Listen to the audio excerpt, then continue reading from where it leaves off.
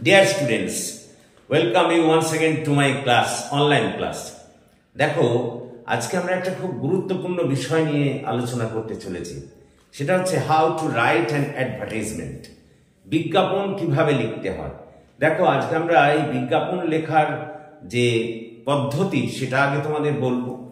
তারপর বিজ্ঞাপন, বিভিন্ন ধরনের বিজ্ঞাপন আমি ফরম্যাট করে তোমাদের দেখিয়ে দেবো। একদম সোজা, কোনো চিন্তার কারণ নেই, একেবারে সোজা। আমি যেভাবে বলবো ঠিক সেইভাবে করতে হবে।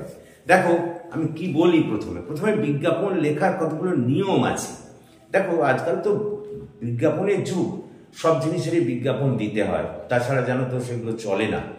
সেই কারণে বিজ্ঞাপন কিভাবে তুমি করবে, কিভাবে লিখবে, তার একটা কিন্তু খুব সুন্দর স্টাইল আছে। আমি কতগুলো আগে নিয়ম, কতগুলো বিশেষ কথা বলে নিই যেগুলো একান্তভাবে প্রয়োজন বিজ্ঞাপন লিখতে গেলে। দেখো প্রথম কথা বলি যে তুমি যে বিষয়টা বিজ্ঞাপন দিতে যাচ্ছ তার একটা শর্ট টাইটেল তোমাকে প্রথমেই লিখতে হবে। শর্ট টাইটেল মানে আমি বলতে চাইছি যে বিষয়টা তুমি বিজ্ঞাপন দিতে যাচ্ছ সেটা ছোট্ট শিরোনাম দিতে হবে। এখন শিরোনামটা এমন হবে বুঝলে, যে শিরোনামের মধ্যেই তোমার ওই যে বিষয় বিজ্ঞাপন দিতে যাচ্ছ তার কথাটা ওখানে বলা থাকবে, ছোট্ট করে বলা থাকবে। যেমন মনে করো, একটা উদাহরণ দিই। যেমন মনে করো তুমি একটা বাড়ি বিক্রি করতে চলেছো, ধরো you are going to sell a house. তুমি একটা বাড়ি বিক্রি করতে যাচ্ছ, তাহলে সেটার কি বিজ্ঞাপন হবে, বিজ্ঞাপনের শিরোনামটা কি হবে, টাইটেলটা কি হবে। তখন তুমি বলতে পারো যে new beautiful house for sell. এটা তুমি দিতে পারো বিজ্ঞাপন। এটা দেখলেই তোমার কিন্তু বুঝে যাবে যে তুমি একটা বাড়ি বিক্রি করতে যাচ্ছ। মানে একদম ফর সেল বলেও তো দিতে পারতে। একবারে যখনই বিউটিফুল হাউস ফর সেল লিখে দিলে তখনই কিন্তু ওই তোমার বাড়ির সম্পর্কে ওখানে কিছু বলা হয়ে গেল। মানে বলবো কম, কিন্তু বিষয়বস্তু থাকবে তার মধ্যে বেশি। কথাটা বোঝার চেষ্টা করো। আচ্ছা, এটা গেল 1 নম্বর। তার মানে তোমাকে একটা ছোট্ট টাইটেল দিতে হবে, এটা গেল 1 নম্বর নিয়ম। 2 নম্বর হচ্ছে যে তোমাকে টাইটেলটা প্রাসঙ্গিক হতে হবে। মানে যে তুমি শিরোনামটা দিয়েছো তার মধ্যে যে বিজ্ঞাপন করতে চলেছো তার একটা মিল থাকবে, মিল না থাকলে কিন্তু হবে না। 3 নম্বর আমরা যেটাকে বলবো যে খুব বেশি লেখা চলবে না, কম লিখতে হবে। বললাম তথ্যবহুল হতে হবে, তথ্য থাকবে, ইনফরমেশন দিতে হবে, কিন্তু বেশি লেখা চলবে না। এখন তোমরা প্রশ্ন করতে পারো যে সেটা কিভাবে সম্ভব, ইনফরমেশন থাকবে অথচ তো বেশি লিখতে পারবো না। হ্যাঁ সম্ভব। এখানে তোমাকে অত গ্রামার ফলো করতে হবে না, মানে একদম ডিটেলস যে লিখতে হবে, যে টেন্স ফলো করে গ্রামার না, নট নিডেড অ্যাট অল। কিচ্ছু দরকার নেই, তোমাকে শুধু বিষয়টা বোঝাতে হবে। কথাটা বোঝার চেষ্টা করো। কারণ তুমি যদি গ্রামার ফলো করে লিখতে যাও তো বিজ্ঞাপনের আকার বিশাল বড় হয়ে যাবে। যেমন মনে করো তুমি বলতে যাচ্ছ যে একটা নতুন বাড়ি বিক্রির জন্য আছে, এরকম বলতে চাচ্ছ। তাহলে তার মধ্যে সেই মনে করো কর্তা, ক্রিয়া, কর্ম, এই অনেক অনেক তোমাকে লিখতে হতো, এবং সেক্ষেত্রে আকার বেড়ে যেত। তো মোদ্দা কথা কি, একটা বাড়ি বিক্রির আছে, তাই তো? তাহলে তুমি সেখানে জাস্ট বলে দেবে যে নিউ হাউস ফর সেল, হয়ে গেল, এটাই বুঝিয়ে গেল। এখানে কিন্তু তোমাকে আর ওই একেবারে সব ব্যাকরণগত নিয়ম মেনে লিখতে হবে না। ব্যাকরণগত না নিয়ম লিখলে তাহলে 1 নম্বর কি আমি বললাম, দেখো যখনই করবে ছোট্ট শিরোনাম দেবে। শিরোনাম বলতে আমি বলতে চাইছি ভেতরে যে বিষয়টায় তুমি বিজ্ঞাপন করতে যাচ্ছ তার সঙ্গে প্রাসঙ্গিক রেখে, মানে তার সঙ্গে সংযোগ রেখে শিরোনামটা করবে। তারপরে বললাম যে খুব বেশি লিখতে হবে না, কিন্তু তথ্য থাকতে হবে, আর টেন্স বা ব্যাকরণ অত মানার দরকার নেই। কতটা বোঝার চেষ্টা করো। এই সব নিয়মগুলোকে তোমাকে যদি ফলো করো তাহলে কিন্তু আর একটা জিনিস, তোমার বিশ্বাসযোগ্যতা থাকতে হবে। তুমি যেটা বলতে চলেছ সেটা কিন্তু যার মধ্যে একটা যথাযথতা বা সত্যতা থাকতে হবে। আর লাস্টলি যেটা খুব ইম্পর্টেন্ট জিনিস, যে তোমার একটা যোগাযোগের ঠিকানা। তুমি তো বিজ্ঞাপন দিচ্ছ, তোমার সঙ্গে তো যোগাযোগ করতে হবে। যে তোমার বিজ্ঞাপন দেখবে, সে যদি তোমার দ্রব্যটা কিনতে চায় তাহলে তোমাকে তো যোগাযোগ করতে হবে। সেই জন্য তোমার ঠিকানা বা যোগাযোগ একটা অ্যাড্রেস তোমাকে দিয়ে দিতে হবে। এই সব তাহলে দেখো আমি কি বললাম। 1 নম্বর একটা ছোট্ট টাইটেল ঠিক করতে হবে। 2 নম্বর ওই টাইটেলটাকে অবশ্যই প্রাসঙ্গিক হতে হবে, যে বিষয়ে তুমি বিজ্ঞাপন করতে যাচ্ছ সে বিষয়ের সঙ্গে যোগ থাকতে হবে। 3 নম্বর হচ্ছে তথ্যবহুল হতে হবে। তথ্যবহুল মানে বিভিন্ন ইনফরমেশন, যে বিষয়টা বিজ্ঞাপন দিতে যাচ্ছে তার ইনফরমেশন তোমাকে ওখানে থাকতে হবে। এবং 4 নম্বর, that is very very important, যে তোমার মধ্যে সততা থাকবে, বিশ্বাসযোগ্যতা থাকবে। 5 নম্বর যেটাকে আমরা বলবো, তুমি সহজ সরল ভাষায়, ভাষা কঠিন হলে চলবে না, এবং টেন্স বা ব্যাকরণগত দিক দেখতে হবে না। আর লাস্টলি 7 নম্বর যেটা বলবো, তোমার একটা যোগাযোগের ঠিকানা বা নম্বর, কন্ট্যাক্ট নাম্বার তোমাকে দিয়ে দিতে হবে। এই সব বিষয়গুলো রাখলেই কিন্তু তুমি বিজ্ঞাপন ভালোভাবে হবে। দেখো আমি এখানে এই কথাগুলোই লিখেছি, দেখো লক্ষ্য করো। 1 নম্বর, প্রথমেই একটা প্রাসঙ্গিক শিরোনাম দিতে হবে। বললাম যেটা ছোট টাইটেল, যাদেরকে বুঝবে লোকেরা যে তুমি কিসের অ্যাডভার্টাইজমেন্ট করতে চলেছো। 2 নম্বর, বিষয়বস্তুর সঙ্গে শিরোনামের মিল থাকতে হবে, মানে তুমি যেটা ভেতরে অ্যাড করতে চলেছো তার সঙ্গে শিরোনামের একটা যোগ থাকবে। 3 নম্বর, বিজ্ঞাপনকে তথ্যবহুল হতে হবে, বিজ্ঞাপনের ভেতরে নানা রকম ইনফরমেশন থাকতে হবে। 4 নম্বর, বিজ্ঞাপনের আকার বড় হবে না, বিশাল বড় আকার বিজ্ঞাপন কিন্তু হবে না। 5 নম্বর, অবশ্যই ভাষাকে সহজ সরল হতে হবে, ভাষা যদি কঠিন হয় তাহলে কিন্তু তোমার বিজ্ঞাপন পড়বেই না। 6 নম্বর, ব্যাকরণগত দিক দিয়ে সঠিকতার চেয়ে প্রকাশভঙ্গিমা আকর্ষণীয় হতে হবে, ব্যাকরণগত দিক দিয়ে নয়, তার আকৃষ্ট করার মতো তোমাকে ভাষা ওখানে ব্যবহার করতে হবে। এবং লাস্টলি, বিজ্ঞাপন দাতার যোগাযোগের উপযুক্ত তথ্য থাকতে হবে, মানে তার মোবাইল নাম্বার, তার ঠিকানা, এগুলো তোমাকে লিখতে হবে। কতটা বোঝার চেষ্টা করো। তার মানে আমি যে এই 7টা নিয়ম তোমাকে কিন্তু মেনে চলতে হবে, কতটা বোঝো, এবং তাহলেই কিন্তু বিজ্ঞাপনটা ভালো হবে। তাহলে 1 নম্বর কি, একটা প্রাসঙ্গিক শিরোনাম দিতে হবে, শিরোনামের সঙ্গে বিষয়বস্তু মিল থাকবে, বিজ্ঞাপনকে তথ্যবহুল হতে হবে, বিজ্ঞাপনের আকার বড় হবে না, ভাষাকে সহজ সরল হতে হবে, ব্যাকরণগত দিক দিয়ে সঠিকতার চেয়ে প্রকাশভঙ্গিমা আকর্ষণীয় হতে হবে, বিজ্ঞাপন দাতার যোগাযোগের উপযুক্ত তথ্য থাকতে হবে। এই 7টা নিয়ম তোমরা এগুলো লিখে নিতে পারো, এই 7টা নিয়ম কিন্তু তোমাকে মনে রাখতে হবে। এবার এর উপর ভিত্তি করে তোমাদের আজকে দেখো আমি একটা বিজ্ঞাপন এখানে শুরু করি। দেখো এই 7টা নিয়মের উপর ভিত্তি করে আমি কিভাবে লিখছি তোমরা লক্ষ্য করো। You just see how I am writing, কেমন করে আমি লিখছি সেটা একটু লক্ষ্য করো, দেখো তাহলে তোমরা বুঝতে পারবে। দেখো আমি প্রথমেই বলি যে বিজ্ঞাপন লেখার সময় যে বললাম তোমাকে আগে একটা শিরোনাম দিতে হবে। ধরো তুমি একটা, তোমার বাড়ি আছে, সেই বাড়িটা তুমি বিক্রি করতে চাও। ধরো তোমার বাড়িটা হচ্ছে ভিআইপি রোডের সামনে, এবং সেটাকে তুমি বিক্রি করতে চাও, এবং তার জন্য তুমি একটা বিজ্ঞাপন দিচ্ছ। তো এই বিজ্ঞাপনের কি হবে, তুমি যদি দেখো আমার একটা বাড়ি আছে, আমি সেটা বিক্রি করতে চাই, এই বাড়িটা এত সালে তৈরি, এমন করে যদি বলো তাহলে তো এই বিশাল বড় সেটা ইতিহাস হয়ে যাবে। ওইভাবে কিচ্ছু বলার দরকার নেই।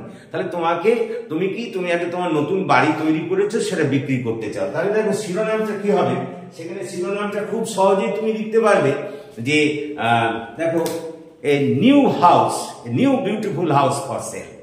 দেখো তুমি একটা নতুন বাড়ি বিক্রি করতে চাইছো, তাহলে তার শিরোনামটা কি হবে, আমি উপরের শিরোনামটা লিখে নেবো যে দেখো এ new beautiful house, beautiful house for sell. দেখো দিস ইজ ইউর শিরোনাম। এর মধ্যে দিয়ে তুমি বলে দিলে কিন্তু যে তোমার একটা বাড়ি, সেই বাড়িটা বিক্রি করতে যাচ্ছ, এবং সেটা হচ্ছে নতুন বাড়ি বলে দেওয়া হবে। আর ভেতরে তাহলে ওইসব কথা বলার দরকার নেই যে বাড়িটা এত সালে তৈরি, এটা নতুন, কিচ্ছু দরকার নেই। তাহলে তুমি সেটা বললে, এবার দিস ইজ ইউর টাইটেল। এরপরে তোমাকে সঙ্গে আনুষঙ্গিক তথ্য কি বলতো দিতে হবে। যেমন আনুষঙ্গিক তথ্য বলতে বাড়িটা কতলা, তার কভার্ড এরিয়া কত, ঠিক কোথায় অবস্থিত, তারপরে মনে করো তার দাম কি, তা কি কি ফেসিলিটিস চারপাশে আছে, তাহলে সেই সব জিনিসগুলো তোমাকে কিন্তু এর মধ্যে দিয়ে দিতে হবে। আর লাস্টে তোমার জেনুইন যারা বায়ার্স, কন্ট্যাক্ট নম্বর তাদের দিয়ে দিতে হবে। তাহলে দেখো এরকম তুমি লিখলে নিউ বিউটিফুল, লক্ষ্য করো, এ new beautiful house for sell on VIP Road near Baguiati. দেখো বাগুইয়াটির ভিআইপি রোডের কাছে তোমার একটা বাড়ি বিক্রির জন্য আছে, লক্ষ্য করো। তারপরে লিখতে কভার্ড এরিয়াটা বলতে হবে। তাহলে এরকম মানে কতটা কভার্ড এরিয়া আছে, বাড়িটা কতটা জুড়ে, তা সেটা তোমাকে লিখতে হবে। তাহলে সেই বা বাড়িটা লোকেশন বা চারদিকে কি ফেসিলিটিস আছে, তাহলে সেগুলো লিখতে হবে। এরকম লিখলে কভার্ড এরিয়া 2000 স্কোয়ার ফিট। তারপরে market, hospital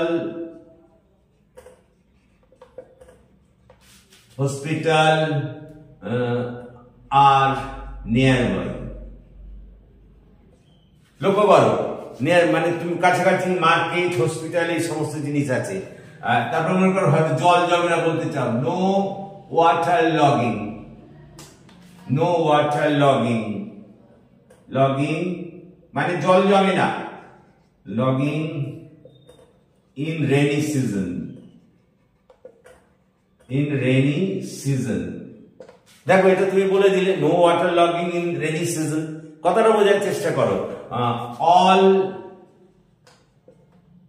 urban facilities are available. Urban মানে শহরে, আরবান ফেসিলিটিস আর অ্যাভেলেবল। লক্ষ্য করো।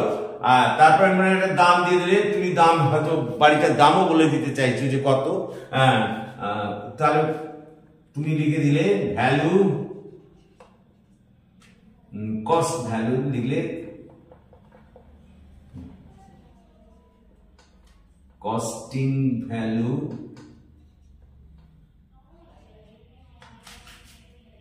রুপিস, হয়তো ধর এরকম দিলে 15 lakhs। দেখো লক্ষ্য করো 15 lakhs। এরপরে লিখে দিলে only genuine buyers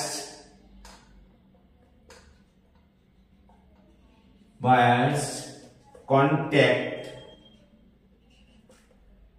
in the following number. Following mobile number লিখে দাও, মোবাইল নাম্বার।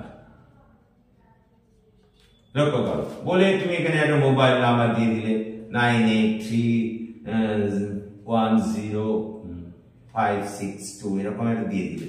দেখো তোমার মানে একটা মোবাইল নাম্বার দিয়ে দিলে, তোমার যার মোবাইল নাম্বার সেটা দিয়ে দিলে। কথাটা বোঝার চেষ্টা করো। তার মানে আমি যেটা বলতে চাইছি, দেখো আমি কিরকম বললাম, তোমার তাহলে ফ্যাক্টটা লক্ষ্য করো। তুমি লিখতে চলেছো যে তোমার একটা বাড়ি আছে, নতুন বাড়ি, সেটা বিক্রি করছো ভিআইপি রোডের ধারে। তাহলে কি লিখলে, a new beautiful house for sell.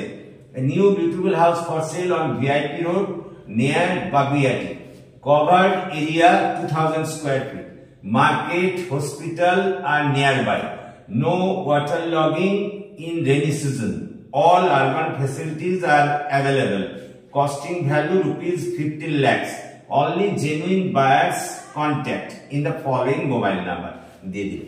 দেখো এখানে তুমি এই নিউ বিউটিফুল হাউস, নিউ বলতে পারো মার্বেল, নিউ মার্বেল, ওই যে মার্বেল করা ওটাকেও ঢুকিয়ে দিতে পারো, new marbled beautiful house, marble floor লিখতে পারো, new marbled beautiful house for sale, এটাকে তুমি লিখতে পারো।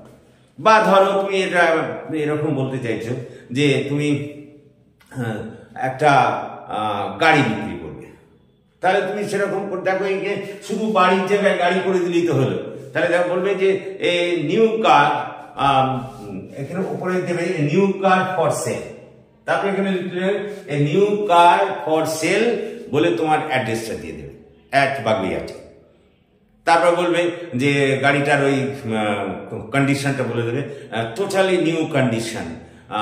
তারপরে তার দামটা বলে দেবে, রুপিস 4 lakhs or 5 lakhs। তারপরে কন্ট্যাক্ট নাম্বার দিয়ে দেবে। তাহলে গাড়ি বিক্রি হয়ে গেল। শুধু এখানে যেখানে বাড়ির জায়গা আছে সেখানে গাড়ি করবে, কথাটা বোঝার চেষ্টা করো, গাড়ির কন্ডিশনটাকে বলে দেবে, তাহলেই হয়ে গেল। বা মনে করো তুমি ঠিক এই ধরনেরই এটা তুমি বিক্রি করতে যাচ্ছ, আবার তুমি কিনতে চাইছো, তখন এখানে একটা ওয়ান্টেড কথাটা হবে। দেখো তখন কিন্তু ওয়ান্টেড কথাটা হবে। এটা দেখো, এটা তুমি বিক্রি করতে যাচ্ছ বলে তুমি এটা দিয়েছো। এবার তুমি মনে করো কোনো বাড়ি কিনতে চাও, তখন বলবে wanted a new house on VIP road, cover area should be এত, তখন সেটার আলাদা ফর্ম হবে। আজকে আমরা শুধু নিয়মগুলো শেখালাম কিভাবে, আর প্লাস একটা ছোট্ট করে দেখালাম যে কোনো জিনিস বিক্রি করতে যাচ্ছ তার বিভিন্ন এরকম ধরন হতে পারে। আমি নেক্সট ক্লাসে সবগুলোকে আস্তে আস্তে আলোচনা করব, তোমরা দেখতে থাকো, তাহলে কিন্তু শিখে যাবে। তাহলে আজকে শুধু একটা জিনিস শিখলে একটা ছোট্ট টাইটেল দিতে হবে, এখানে ভেতরে গ্রামারের উপরে বেশি জোর দিতে হবে না, শুধু তথ্যর উপরে জোর দিতে হবে, এবং তোমার কন্ট্যাক্ট নাম্বার দিতে হবে, ভাষা সহজ সরল হতে হবে, টেন্স মানার দরকার নেই, তাহলে হবে। আর এটাকে সাধারণত তোমরা কি বলবে, ব্লক করে দিতে হবে, মানে এরকম করে একটা করে দিলে ভালো হয়, মানে পুরোটা এটা একটা অ্যাডভার্টাইজমেন্টের ব্লক করে দিলে। আশা করি তোমরা বুঝতে পেরেছো। তাহলে কাল আমরা নেক্সট ক্লাসে অ্যাডভার্টাইজমেন্টের অন্যান্য যে সব দিকগুলো আছে, অনেকগুলো দিক আছে আমাদের বলতে হবে।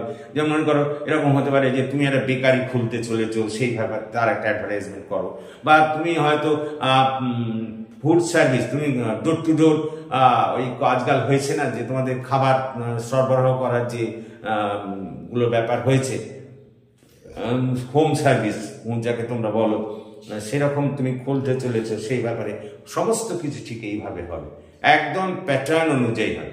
আশা করি তোমরা বুঝতে পেরেছো। তো তোমরা যদি বুঝতে পারো তাহলে তোমরা আমার এই চ্যানেলটিকে সাবস্ক্রাইব করো এবং তোমাদের বন্ধুদের মধ্যে এটাকে শেয়ার করো। So that's all for this day. Have a good day.